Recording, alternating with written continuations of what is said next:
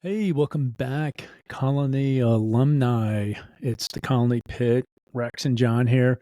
So on this show, Rex and I have, I think, 27 people are looking to get on the pit, and we're just, it's one of those things where we're trying to get to everyone. But with this show, we just want to recap our past guests and kind of just, see what Rex thinks, see what I think, and we'll go from there. So it's just kind of like a late mid-season, season one recap of the Colony Pit. So on that note, Rex, I'm going to turn it over to you. And we had so far, I believe it was 14 or 15 folks on the show. Let's start off one and just kind of hear your thoughts of our first guest that we had that actually broke Colony Pit into what we are today. Yeah, we're going to go one by one through all the guests that we had. We're going to give our quick comments, recap, and any other thoughts that we have. But the first guest we had, we kept it in the family with the Martinez family, and we went with little bro, Tony Martinez, which was a great episode. I think that was one of our few three-part episodes. We had a lot to talk about with Tony, and I really enjoyed it. I hadn't talked to Tony in, at least 20 years, and I remember seeing Tony growing up over at John's house during high school and stuff. I can't say I know him super well, but was obviously around him enough. And to kind of hear his story and see kind of how he ended high school and then where he ended up, I think is one of the coolest things we've heard about on the Colony Pit. A very inspirational story and just an overall great guy. And John, I'll turn it over to you because I know talking to your little brother, obviously you talk to him all the time, but had to be a pretty cool thing for you to do as well. Oh yeah, he was saying things that I didn't even know about, which was interesting about his journey there, but also too, when he listens to this, Tony, thanks for being our guinea pig and helping us go through this and going on. But great story, and he told his story of like all his little obstacles and where he ended up, getting that success, and it leads us right into our next uh, uh, uh, guest on the Colony Pit, which I thought was fascinating. To me, it was, I think with all the guests, everyone was extremely fascinating. But with our next guest, I just, I never knew all this stuff, and just hearing about him and then hearing it like come from the horse's mouth, I thought that was a great episode. Yeah. Yeah, no, Tony did great. And like I said, I think it's a great story for any high school kid to hear who isn't quite sure of kind of where they're at in life. And I think that's most high school kids, and not to get too down on yourself because you can turn it around really quickly, as long as you kind of focus and rein things in a bit. But, Tony's interview led to our second guest, who I think John just alluded to, was Chuck Dukes. And, that was a cool one for me because obviously I've been friends with Chucky a very long time, probably since I was in elementary school or middle school. Our families are friends, and I knew most about what he discussed, but there's actually a few things that he talked about that I didn't even know.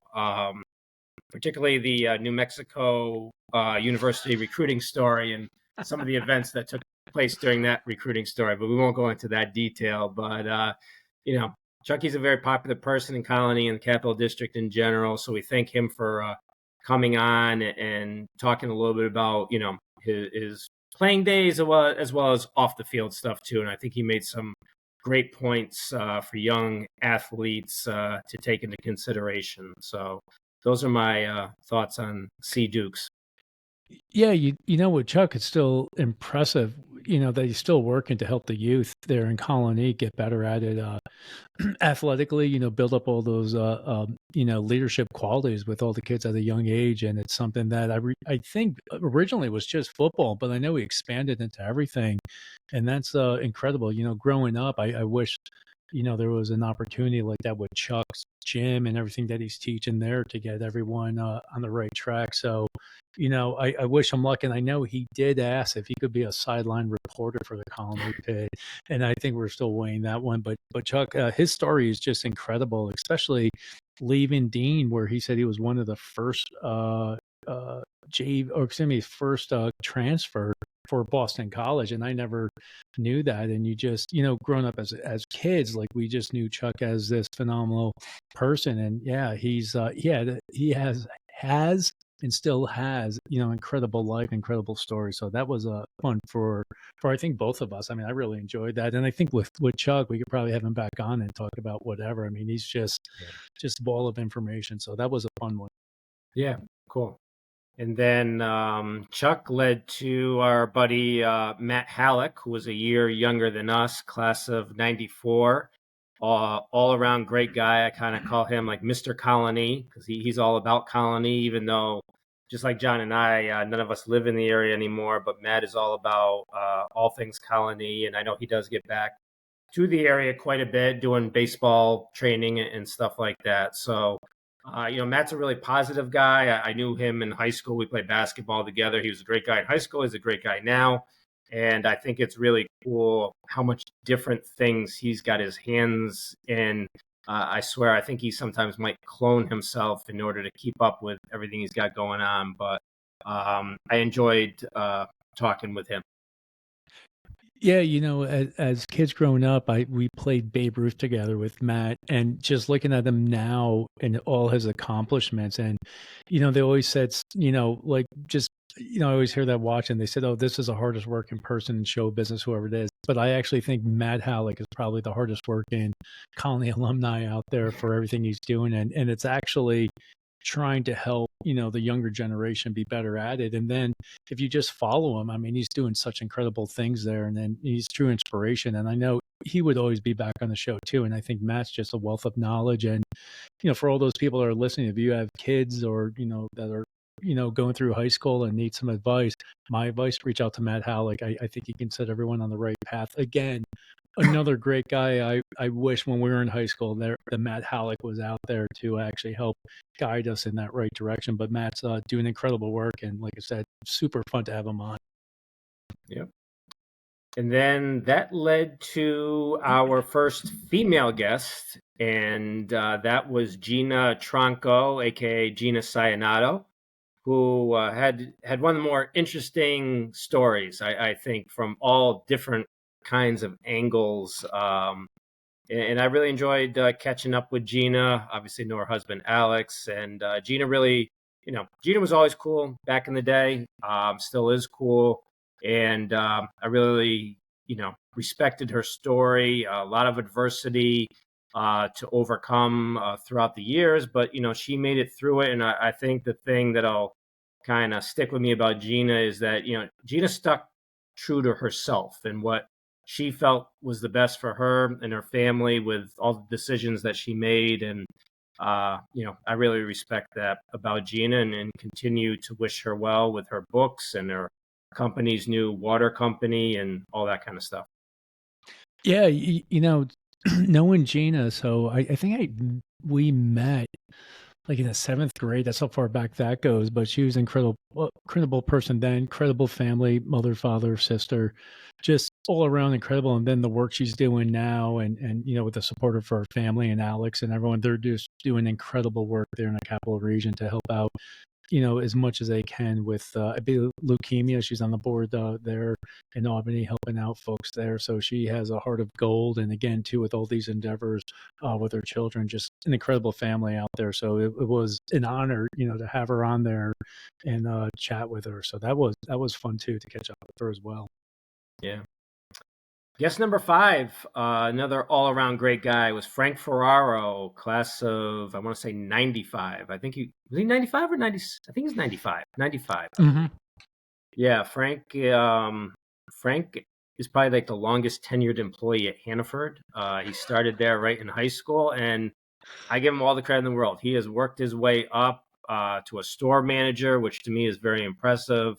And Frank is one of the best dudes I know from Colony and just in general. I know everyone has, people have different opinions of different people, and to each his own. But Frank's one of those guys, I think, if anyone ever said anything bad about Frank, I would probably question that person. Like, really? Like, I just don't see it, So Frank's got a great family, and, I think he's someone who truly tries to do the right things day in and day out, both personally and professionally. And the funny thing about Frank is if you don't know him well, he's got a great sense of humor. He's one of the funnier guys I know. So, and always has been, actually. But those are my thoughts on Frank.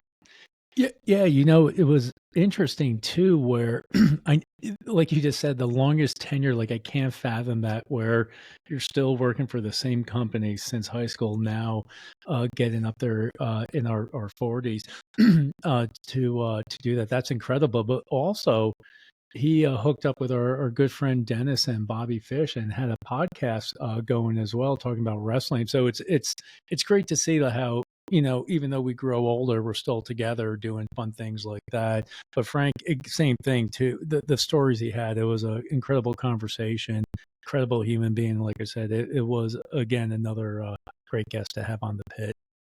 Yeah. And then I'm gonna kind of couple the next two guests together. Not that we interviewed them together, and not that they really have any connection or anything, but Jeff Burns and Mike Smith. We interviewed them back to back. Both two guys that John and I graduated with back in 1993. And I think the cool thing about the Colonie Pit is we've been able to reach out, make some connections to people who, I guess, yeah, technically we all went to high school together, but at least I can personally say I didn't really know either of them very well, but barely at all. I do remember both of them, but in a school with 1,600 kids, not everyone's going to hang out with everybody. And me being new to the school, ninth grade year, I was kind of catching up, getting to know people. So I'm glad we got to talk to both of them. Jeff with his impressive author work on a variety of different kind of genres, and Mike with all his journalistic work and what he's doing now. He's an avid golfer,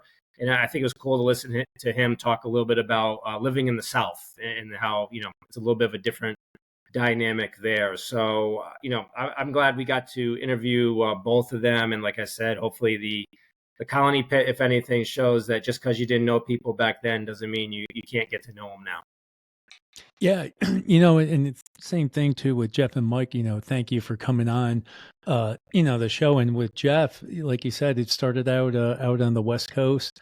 I think he made a short, I think it was a 2-season show out there, and it's on Amazon. So kudos to him to get, to get that creativity to get it out there, and then being an author going on, and he also does some like a group out there for other authors in the area. So, if someone has that knack of writing, I know Jeff has a group that I believe they meet at the Colony Town Library and they get together with all the other folks in the area. So that's a great thing. And with Mike Smith too, I believe when we talked to him, he came to high school a little bit later than starting off. And I believe he was down, I think it was in Bishop McGinn where he started, and then ended up coming here, and then hearing Mike's story in South Carolina, then as a reporter telling all these great things. And you follow him on Facebook, he's a phenomenal golfer, and that's one thing I might have to go down there and get some golf lessons. But Mike and Jeff, same thing too.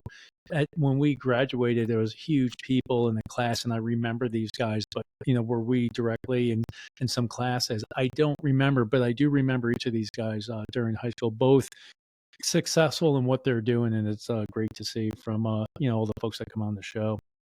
Right. The next guest, or actually a group of guests, is the Tri-5, also known as the Trimarchi family. Probably our most unique episode we had, and I'm glad we did it with them. They were awesome. Joe, Joelle, Macy, Ella, and Cam. Hopefully I got all those names right. But that was awesome too. Obviously, John and I went to high school with Joe and Joelle just a year apart. I played a lot of basketball with Joe, and to kind of see them raise 3 kids who are also basketball players is pretty cool. But more importantly, in basketball, they're good students, and I could just tell just by our conversation that they're good kids too, and that's obviously the more important thing. But to kind of watch their family grow over the years through Facebook and stuff, although it's not like being there, it's pretty cool to watch all of it. And I'm sure Joe and Joelle should be very proud parents, and their kids are doing great. And they still got one still at Colony, the youngest one, and the other 2 off in college. So to me, that's like every family is a little bit different, but you could say that that's a good one to, if you're gonna have a family, to try to model it after, because I think they're doing a lot of right things. Not that I'm sure they probably have challenges and obstacles just like every other family does. But I've met all the kids in person, and I think they're doing something right as parents right there, I'll tell you. Yeah, with Joelle, I think we met like one of those Pop Warners. That's how far that goes back, because I think she was a cheerleader then. And to actually, with Joe in high school, just knowing, the caliber athlete's also a decent human being out there. And then also, I believe Joe was inducted into the Hall of Fame here pretty recent out there. So, Joe, if you're listening, congratulations on that. Same thing with Joelle. As they say with every a great man, there's a great woman behind him. So, with Joe out there, congratulations. Then with his kids, it's incredible. And I think today it was cruising through, and I believe both his son and daughter had tournaments. Cam in Utica and his daughter out. She plays actually out in your neck of woods, Pat, does she not? Yeah, Macy plays out here in Buffalo at Division II Damon. But I think the post you're talking about is I think they both had a tournament in Rochester, Oh, actually. okay. Yeah, Okay, and yeah. so they got to see them both play. Yeah, so that's incredible. I mean, just the talent to play, continuing after high school, you have to be very good to actually be on the college team and actually do that. So incredible for them. And I'm sure their youngest daughter will probably be out there as well. So they'll be doing more traveling. I think, too, Joelle said something like, we asked, the question, like, how many basketball games have you saw? And I think she said 5 million was the answer. So it's incredible family. Like, again, super fun to have them all on. Yeah, that was awesome. The next guest was D. Scott, Dennis Romanowski, local radio personality now in the Capital District, very involved in the community. Dennis is another guy. I definitely knew who Dennis was. I can't say he and I interacted very much in high school, but I always had a positive impression of him. And, through Facebook, social media, interacted with him quite a bit throughout the years. And, Dennis is very involved in the community, another positive person. He's very good friends with Matt Hallock. So, positive people usually hang out with other positive people. And, Dennis is the kind of guy you just want to be around because he's going to give a lot of positive energy and positive vibes. And, we have a lot of similar interests. He likes hoop. He likes hip hop and all that kind of stuff. So D. Scott, shout out to D. Scott, and please support him at Jams 96.3. Yeah, with Dennis, I did not know him, but talking to him, and he's another guy. Like I think he has like Matt Halleck infects these guys with all these different things they got going on. Because I believe Dennis does the radio, and I remember as kids growing up, I mean that was only their sole source of entertainment, and now actually someone in that field is incredible to do. And then I believe he has like 2 or 3 other podcasts he's in on, and then helping out, when Frank and Bobby and all them. So Dennis, and I see him in the community as well there in Colony doing great things. So Dennis also a super fun guest. And I'm going to say this too, Dennis, if you're listening to this, I want to get on your podcast about the paranormal stuff. I got to see this stuff because of what he was talking about in Colony of all the paranormal activity. I definitely need to do that one. But again, Dennis was a great human being. And like Rex said, if you are out there, please support him. I know he's doing a tremendous job out there for everyone out there listening to some decent hip hop there going on. Yeah, absolutely. And speaking of paranormal, I think Dennis was the episode where the picture fell down out of nowhere. So that freaked me out a little bit. So I don't want any part of that. You go ahead, John. I'm not messing with that. The next guest was Rich LaMotte. Hopefully I pronounced that right. Formerly Rich Duma. If you want to know why he changed his name, well, go back on the Colonie Pit channel and check that episode out. Rich was 2 years older than John and I, or still is 2 years older than John and I. So another one who I definitely remember, but had no interaction with him during high school. And Rich reached out to us, actually. He was so excited about the Colonie Pit. He sold himself to us.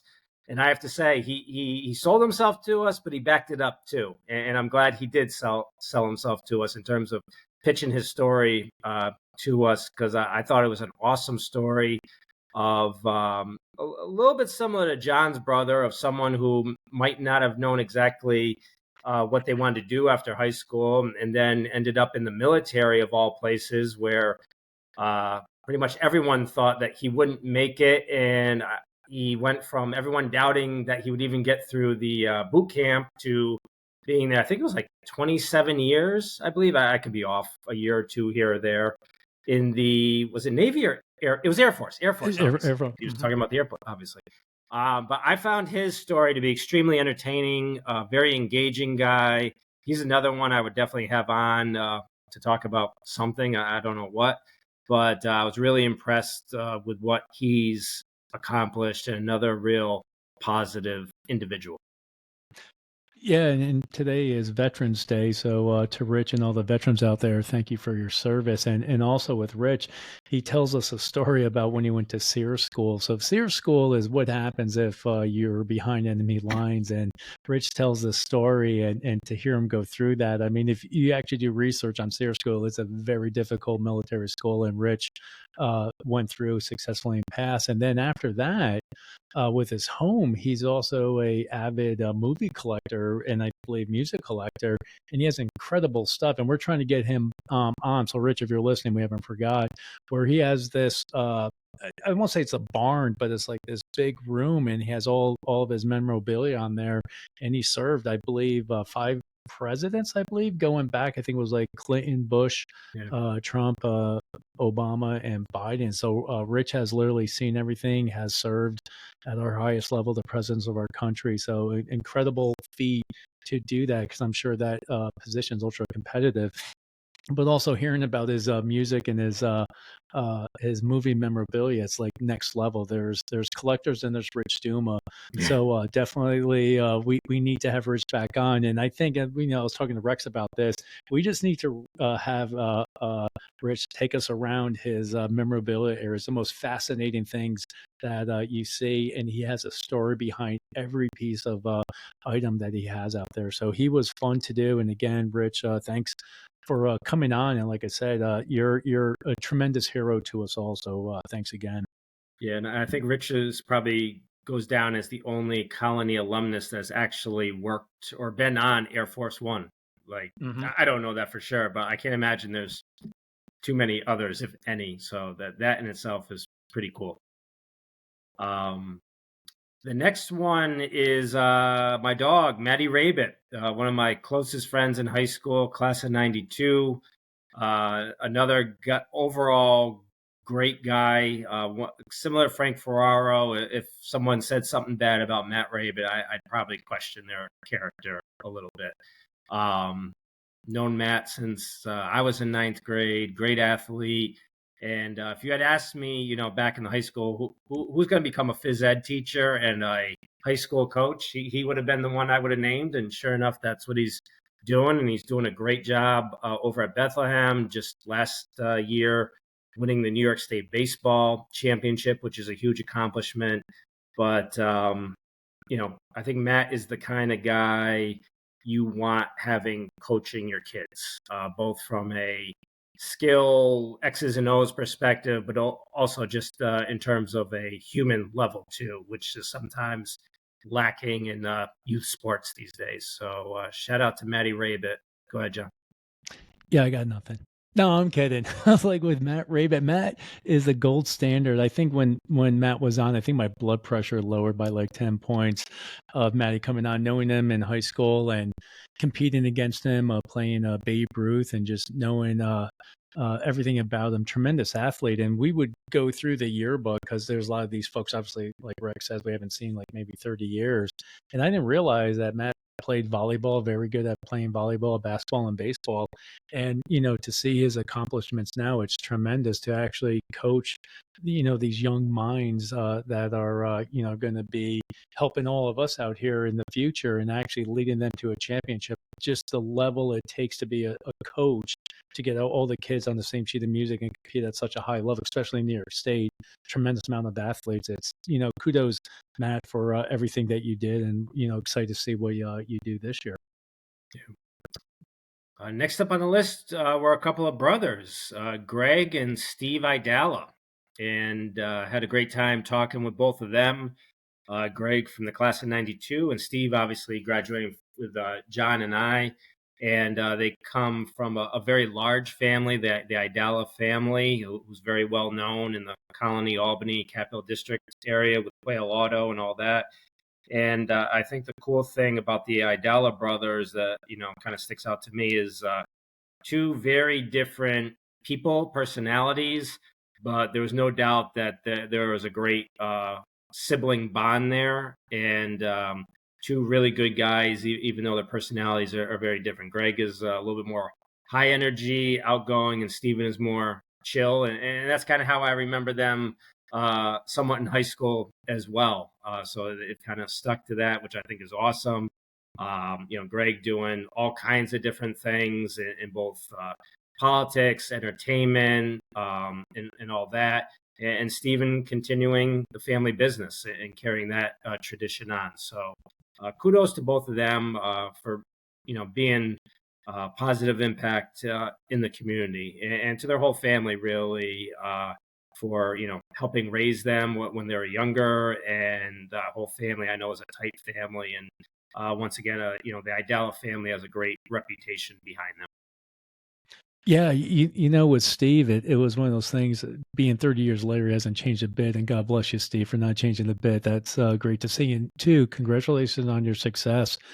Following in the family footsteps and keeping a business afloat for so many years is such an incredible feat, especially there in Albany with the ups and downs, and to have it going. And I actually saw some of our Colony classmates there. I think I saw a Bobby Eccles sighting buying a vehicle and Mike Audi one. So it's great that we can still give back to our friends there in the community. And with Greg, that I remember both these guys, but hearing Greg's career, what he's been doing with the stand-up comedy, I mean, he's been all over the place doing that, and with politics running there. So very impressive from both these guys coming on. And I think there's like another group that we could probably get on here and just talk about whatever's going on. I mean, it was just fascinating to hear the story too, and especially like you're saying, Rex, with the brothers, the way they are in that family. Everything's truly impressive, and again, both growing up to be exceptional human beings. So that was fun to do, to hear about everything that those guys went through. So again, great guest. Yep. And then last but not least, our most recent guest was JJ Harvey from the class of 2000, I guess our youngest guest, in so many words, I guess I'll say, minus the Trimarchi kids, but that's a different category. But I had never spoken with JJ before we interviewed him. I knew of him from watching him play sports. He was a great three-sport athlete at Colony. Probably, I had him in my top 5 athletes ever from Colony. But I always used to hear about him through my father, who was a teacher there, who had JJ. Always had great things to say about JJ and his entire family. And I have to say, my dad was usually right about people, and he was right about JJ. Really good, solid guy, very active with the youth in the community through basketball training.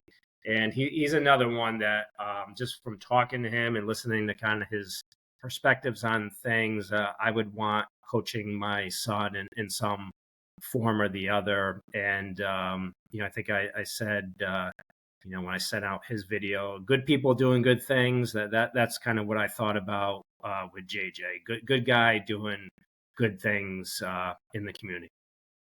Yeah, it was one of my most horrible moments on the Colonie Pit, because I could not talk at all, and I have a million questions. So JJ, if you're listening, we need you back on just for me. But him talking about growing up, and I remember telling the story, and I had like so many questions, was how he goes to a Syracuse football camp, just shows up, does his thing, and he gets offered a full ride scholarship. That's the equivalent of winning the Powerball twice, but it shows you the caliber of athlete that he is. And he wasn't just good in one sport, he was good in 2 sports. And I think Syracuse dropped the ball big time out of there, because they probably could have had a tremendous athlete contributing to 2 programs on there. And at that time, you had the great Donovan McNabb, you had the North Carolina guy, I'm forgetting his name now, played for North Carolina, Julius Peppers. Yeah, you just have all these guys, and I just think those people that played in Rex, you played basketball at extremely high level too. Just to be good, to play that level, but then play another sport and still compete at such a high level, it's just an incredible thing. And then, just hearing how after that, how he became an educator, it's another, thankless job to actually educate our youth going forward. So I tip my hat to him. And then, I follow him on Facebook, and you just still see him giving back, teaching his skills and his life lessons to all these young folks in the area. It's I tip my hat to him, man. That's something that needs to be done. And actually, again, I wish that JJ Harvey existed when I was playing high school. It would have been something to actually lean on those people to actually kind of give me my path going forward. That someone who's actually traveled that tough road and has all that stuff. So that's tremendous. And the one thing I want to say too, because I think JJ's like what, 6'2", 6'3", like he's a big guy. 6'3", And yeah. yeah, then he had a picture where he was coaching another young man who was like 7 foot and made JJ look like an Yeah. average person, and it's something that's tremendous. So JJ, if you're listening, I definitely need to get you and your brother. You told us some great stories about RJ too, having success and doing that. So Rex, I'm going to throw this out there. I think would be a cool show is to get somebody like a Dave Gamble, somebody like a Chuck Dukes, my brother, I'll throw him in there, JJ Harvey, to actually talk about, their perspective of sports when they were playing and their perspective of sports now. And I think with everything going on, it's helpful because I know there's a lot of kids that I'm seeing on Facebook who's, people we went to high school with, that their kids are still competing.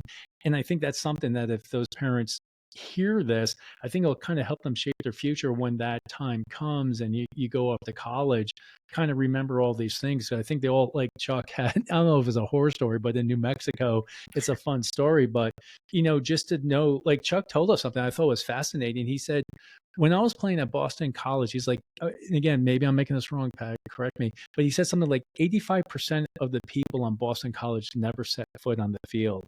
And he said there was only a few of them that were actually playing. They could be there 4 years, and that blew my mind because at a Division I level, these guys are literally like the best of the best. And Chuck was saying, man, not all of them actually got on there.